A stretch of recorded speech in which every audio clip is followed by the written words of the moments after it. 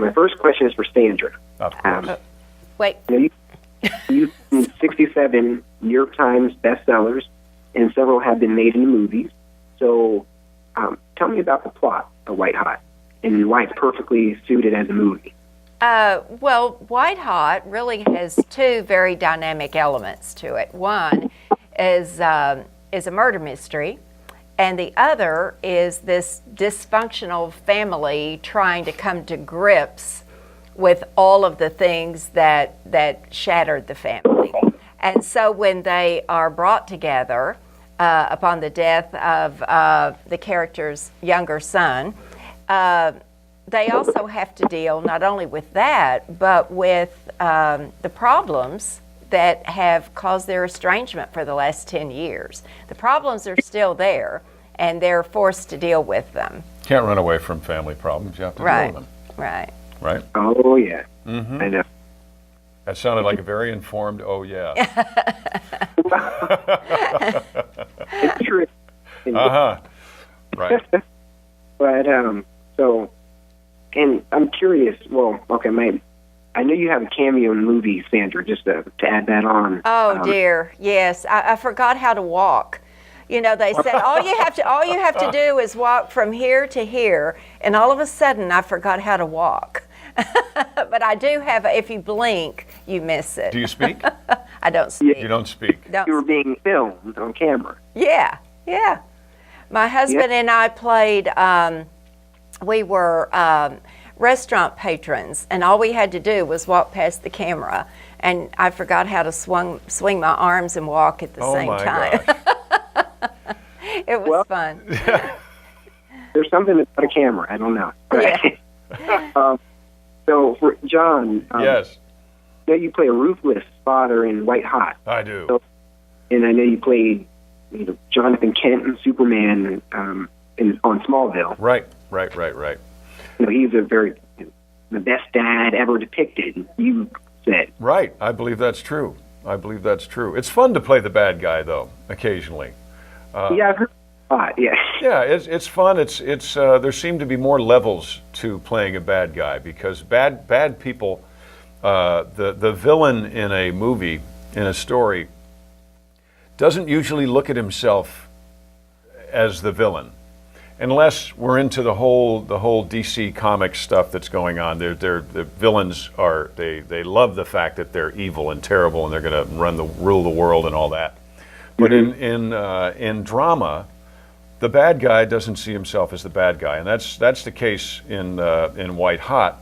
He sees himself as someone who had to sacrifice time with his family in order to build an empire for his family, and his family does not appreciate it. And I think that's the case in a lot of real family drama. So it was a lot of fun to play that. I enjoyed it. I mean, I spent a lot of time away doing Smallville and doing what I do, trying to build whatever empire I could build, John Schneider, and the cost of that was time away from home. But there's a cost to everything. Nothing comes without a price. Yeah. I've always thought that about, certain wealthy families and the kids, they're, they have the sacrifices and such, but, and they may not what's her name? It's pronounced Sayre, right? The character Sayre? Yes, Sayre. Right, yeah. Uh-huh. Yeah, she doesn't, so glad you said that. She, she's young. She doesn't understand. This is Huff Hoyle speaking, obviously. She doesn't understand the sacrifice that her dad made in order to make sure she had a car, to make sure that she went to the right school, to make sure that she had the clothes that she wanted. And she holds that against him a decade later. But he's also very manipulative in her life. Well, sure. So, he only wants what's best for her. Yeah. It's just that he's deciding what's best for her. Right. Well, yeah, because my wife is deceased, and if she were around, she would be deciding what's best for her. Right? It's a very tangled web. It's a wonderful story. It's a wonderful novel, and it's a fantastic movie. And I think just like all of life, there are no absolutes. You know, there are gray areas of everything. Oh yeah, yep. I know. That's just everyone. They say there's good and bad in everyone.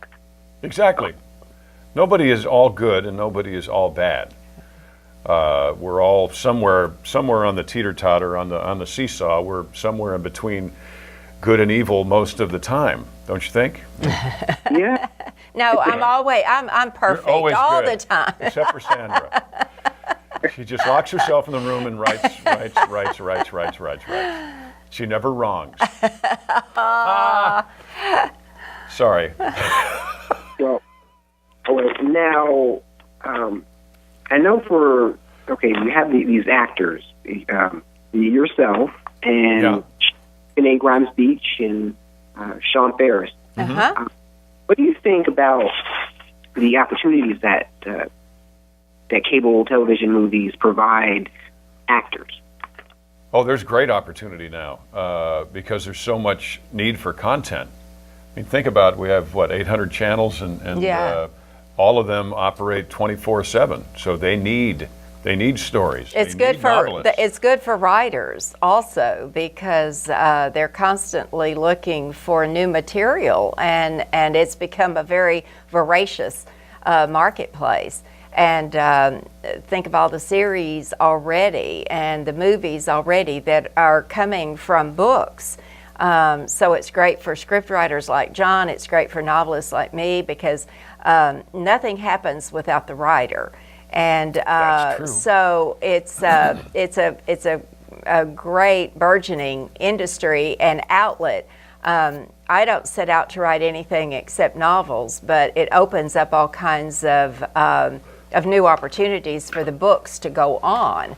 And not just in with reading, but then for people to look forward to the movie like White Hot, a novel that they've read, a novel that's been out there for 12 years, but now they're getting to see it as a movie. So it gives new life to the book. Yeah, but even, like you said, it gives opportunities for the writers, costume designers. Yeah, everyone. Everybody. It gives everybody work. Yep, lots of work, lots of avenue for expression.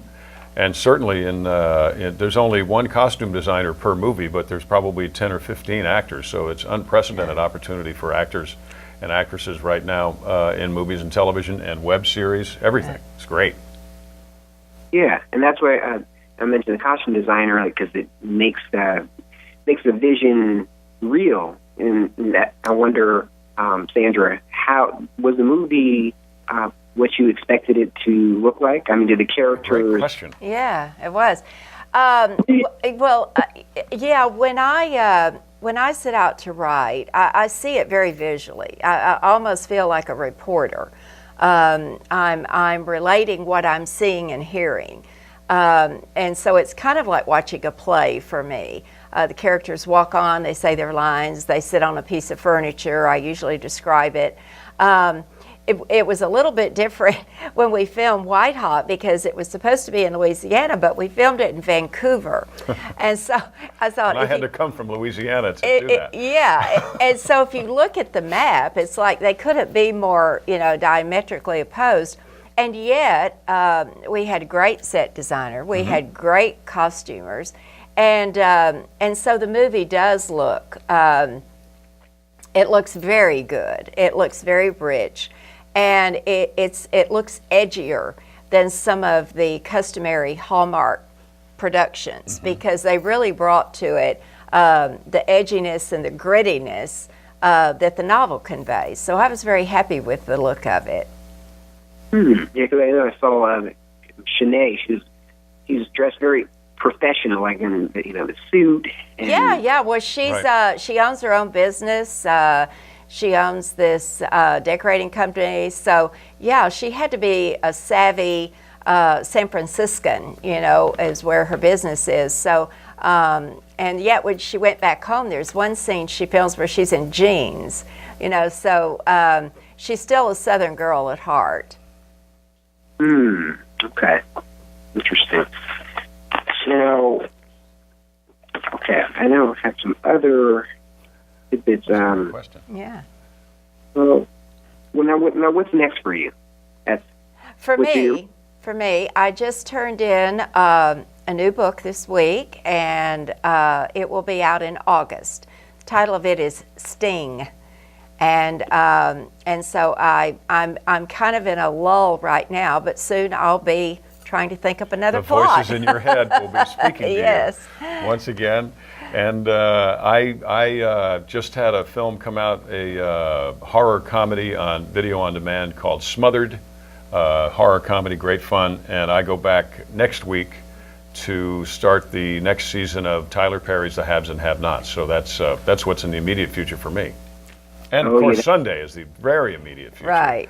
On Hallmark Movies and Mysteries. And I say that because it's not the regular Hallmark channel. It's a new branch of the Hallmark channel where they're doing things different. They're reaching out and doing a little bit edgier. Creating a new marketplace. Yeah, creating a new marketplace. So it's Hallmark Movies and Mysteries. So check us out on Sunday night, please. Oh yeah, I remember that, the HHN, right? Or HMN. HMMHD, right. Wow. Oh. What she said. And I know that you, Johnny, you have your company. Yes, I have John Schneider Studios in Holden, Louisiana.